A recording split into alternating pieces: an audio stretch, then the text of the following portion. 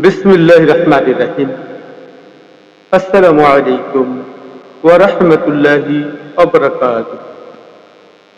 আমি মোহাম্মদ আমিনুল এহসান মোল্লা।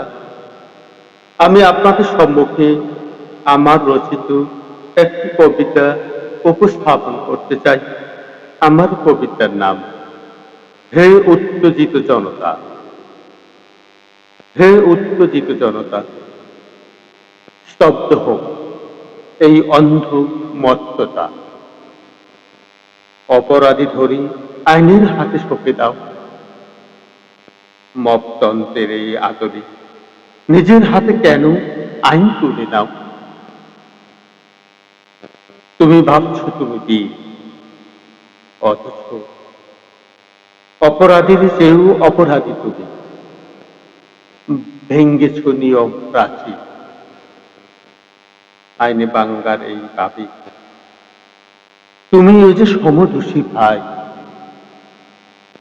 এই হিংস্র উল্লাসের মাঝে কোনো মুক্তি যে নাই, কোনো মুক্তি যে নাই।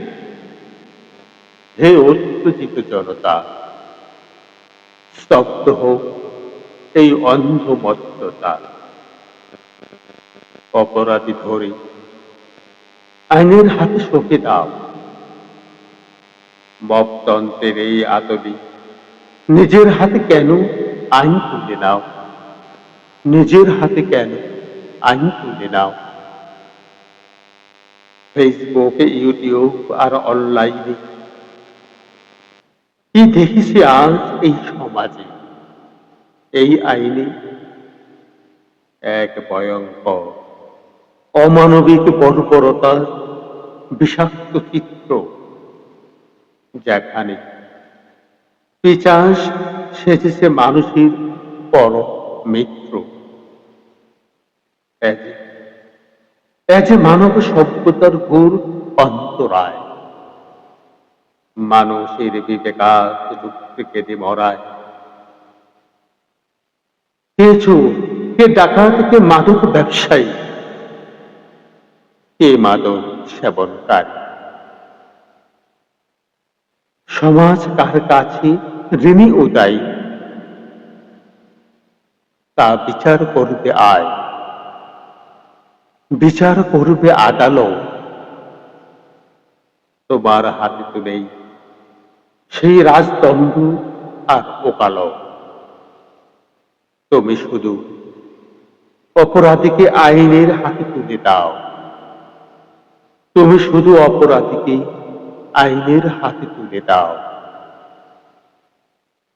নিজের মনের হিংস্র পশুটারে আগে তোমরা তাড়াও।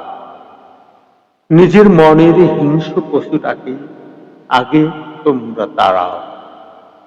হে উত্তেজিত জনতা, স্তব্ধ হোক এই অন্ধ মত্ততা।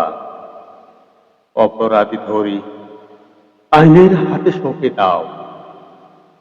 মপতন্ত্রের এই আদলে নিজের হাতে কেন আইন তুলে নাও। কেন পুত্র কন্যা স্ত্রী পিতার সম্মুখে দাঁড়াও। তোমরা জঞ্জত হয়ে ওই রক্ত মাখা মুখে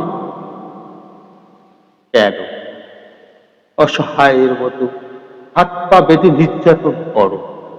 কেন নির্যাতন করো। পশুর চেয়েও অধম হয়ে কেন তারে প্রহার করো।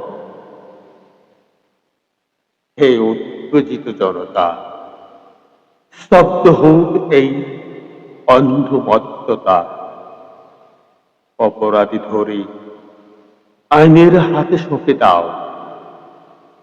মপতন্ত্রের এই আধলে নিজের হাতে কেন আইন তুলে নাও।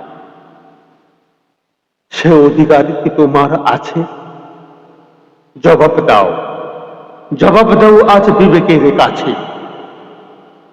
এজি মানবতার চরম লঙ্ঘন, এজি গৌর দস্যুতা, এজি মানবতার চরম লঙ্ঘন, এজি ঘোর সত্যতা, ঘোর সত্যতা।